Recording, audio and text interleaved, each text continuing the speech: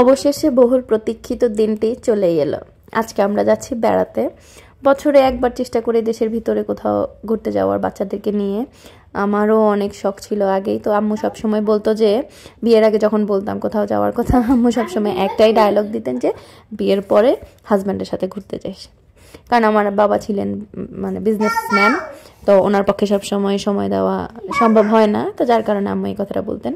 তো আলহামদুলিল্লাহ আস্তে আস্তে সেই স্বপ্নটা পূরণ হচ্ছে। বছর এক এক জায়গায় যাচ্ছি আলহামদুলিল্লাহ। তো এই যে আমরা রওনা হয়ে গেলাম, চলে যাচ্ছি হচ্ছে কাউন্টারে। আমরা বাসে করে যাচ্ছি। কোথায় যাচ্ছি সেটা এখনই বলছি না, ভিডিওটা দেখতে থাকেন। তো আমরা এই যে রওনা করে দিয়েছি, যাচ্ছি আস্তে আস্তে করে। আমাদের বাস হচ্ছে 10:50-এ, আর চেকিং মনে হয় 10:40-এ, আর বাস ছাড়বে হচ্ছে 10:50-এ। আমরা উঠবো হচ্ছে রাজারবাগ যে গ্রিন লাইনের বাস কাউন্টার আছে সেখানে। তো হঠাৎ করে আমরা ট্রেনেরও দেখা পেয়ে গেলাম। আর ছোটোবেলা থেকে একটাই অভ্যাস, ট্রেন দেখলে ড্যাব ড্যাব করে তাকায় থাকতে হবে, ভিডিও করতে হবে। তো এই যে কথা বলতে বলতে চলে আসলাম গ্রিন লাইনের কাউন্টারে। তো hello everyone, welcome to my another blog. যেখান থেকে আমার ভিডিওটা দেখা শুরু করেছেন, রিকোয়েস্ট করছি না টেনে পুরো ভিডিওটি দেখবেন। আর সবসময় যেটা বলি, দেখতে দেখতে যদি ভালো লেগে যায় অবশ্যই আমার চ্যানেলটি সাবস্ক্রাইব করে দেবেন। যারা অলরেডি তা করে ফেলেছেন তাদেরকে জানাচ্ছি অসংখ্য ধন্যবাদ আমাকে সাপোর্ট করার জন্য, আমার পাশে থাকার জন্য। তো এই যে এটা আমাদের বাস না, আমাদের বাস আসবে কলাবাগান থেকে। তো আগেই চলে এসেছি। তো এখানে এসে ওয়েট করতেছি ওয়েটিং রুমে।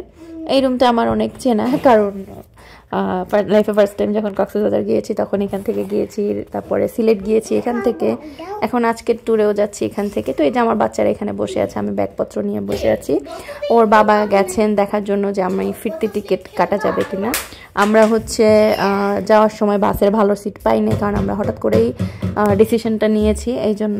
তো যাই হোক, যেতে পারতেছি এটাই অনেক। তো অবশেষে আমাদের সময় চলে এসেছে, আমাদের বাস চলে এসেছে, এখন হচ্ছে আমাদেরকে ডাকতেছে। তো এখান থেকে আমাদের বাসে আমরা একটা ফ্যামিলি উঠেছি, আমরা 4 জন, আর কেউ ওঠেন নাই। তো এই যে চলে যাচ্ছি। আর আমার মেয়ে তো যেখানেই যায় সেখানেই আত্মীয় পাতায় ফেলে, সে কতজনের কাছ থেকে বিদায় নিতে নিতে নিতে নিতে আস্তে আস্তে যাচ্ছে। আর এই যে আমার ছেলে, তার একমাত্র কাজ হচ্ছে বোনকে প্রোটেকশন দেওয়া। সে এই যে তার বোনকে ধরে ধরে হাঁটতেছে। তো এই দিক দিয়ে আমার একটা প্লাস পয়েন্ট হচ্ছে আমি একটু রিল্যাক্সে হাঁটতে পারি। ওই যে ওর বাবা হচ্ছে, উনি কি সুপারভাইজার না হেল্পার আমি ঠিক বলতে পারছি না, ওনার কাছে ব্যাগ দিল। ওই ভদ্রলোকই এসে ব্যাগ চেয়েছেন, যার কারণে আমাদের বাবা দিয়ে দিয়েছেন। আর এই যে আমার 2 ছানাপোনা মাশাআল্লাহ কি সুন্দর করে হাঁটতেছে। আমার ছেলে যে কি এক্সাইটেড ছিল মাশাআল্লাহ, ওর খুশি দেখেই আমার মনটা ভালো হয়ে গেছে। কোথাও ঘুরতে যাওয়ার জন্য আমার নিজের জন্য যতটুকু না চাই, আমার বাচ্চাদের জন্য তার থেকে বেশি চাই। তো আমি যখন ভয়েস ওভার করছি, ওরা অলরেডি আমার পাশে অনেক বিভিন্ন ধরনের মিউজিক দিচ্ছে, আশা করছি ক্ষমা সুন্দর দৃষ্টিতেই দেখবেন। তো এখানে চলে এসেছি, এখন হচ্ছে ব্যাগগুলো বাসের যে বক্স থাকে ওই বক্সের ভিতরে রাখা হচ্ছে। আর এই যে আমরা বাসের দিকে উঠে যাচ্ছি আস্তে আস্তে। আমার ছেলেটা এখন প্রথমে গেল, সে তার নেক পিলোটা হাতেই রেখেছে, আমি আর আমার মেয়ে আছে পেছনের দিকে আর কি। তো এই যে আস্তে আস্তে উঠে গেলাম। আমাদের সিট ছিল B123, আমরা 3টা সিট নিয়েছি। আমি আমার 2 বাচ্চাকে নিয়ে একসাথে বসেছি, আর আমার ছেলের বাবা মানে হাজব্যান্ড, উনি আলাদা জায়গায় বসেছেন। তো প্রথমে যদিও আমি একা বসেছি, উনি বাচ্চাদেরকে নিয়ে বসেছিলেন। আর এরা মনে হয় নিউলি ম্যারিড, ভুলবশত ক্যাপচার হয়ে গেছে। এখন এমন একভাবে ক্যাপচার হয়েছে আমি কাটতেও পারতেছি না। আশা করছি তারা ক্ষমা সুন্দর দৃষ্টিতেই দেখবেন, অবশ্য তারা দেখেছেন আমি যখন ভিডিও করছিলাম। তো এই যে আমাদের বাসটা চলা শুরু করে দিয়েছে আমাদের গন্তব্যে। কোথায় যাচ্ছি এখনও বলা যাবে না, আর একটু দেখতে থাকেন।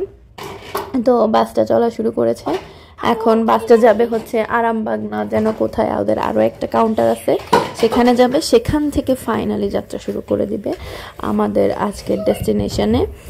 তো খুব ভালো লাগছিল, একদিক দিয়ে এক্সাইটমেন্ট কাজ করছিল, আরেকদিক দিয়ে টেনশন কাজ করছিল। বাচ্চাদেরকে নিয়ে ট্রাভেল করাটা খুবই ডিফিকাল্ট, ওদের সব কিছু এলোমেলো হয়ে যায়। তো তারপরেও আলহামদুলিল্লাহ যেতে পারছি। এই যে আমরা আরেকটা কাউন্টারে চলে এসেছি, এখান থেকে আবার অনেক প্যাসেঞ্জার উঠেছিল।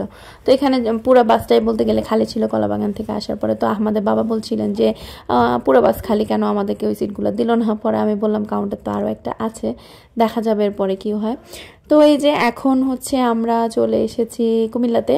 এই যে দেখেন কুয়াশা, হায় রে আল্লাহ কি যে কুয়াশা ছিল, প্রচণ্ড কুয়াশা, মানে কুয়াশায় কিছু করা যাচ্ছিল না।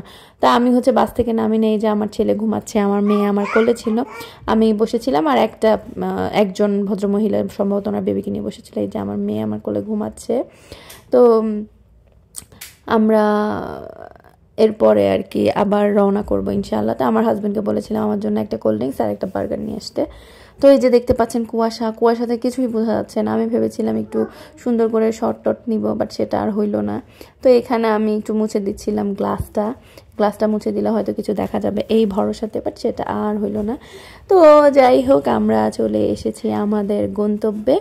এই যে জায়গাটা, আচ্ছা এই জায়গাটা দেখে কে কে চিনতে পারছেন বলেন তো? যারা মোটামুটি ট্রাভেল করেন বা এই জায়গায় গিয়েছেন তারা তো দেখলেই চিনতে পারবেন। তো এই জায়গাটা হচ্ছে দোয়েল চত্বর। এই দোয়েল চত্বরটা কোথায়, কে কে চিনতে পেরেছেন?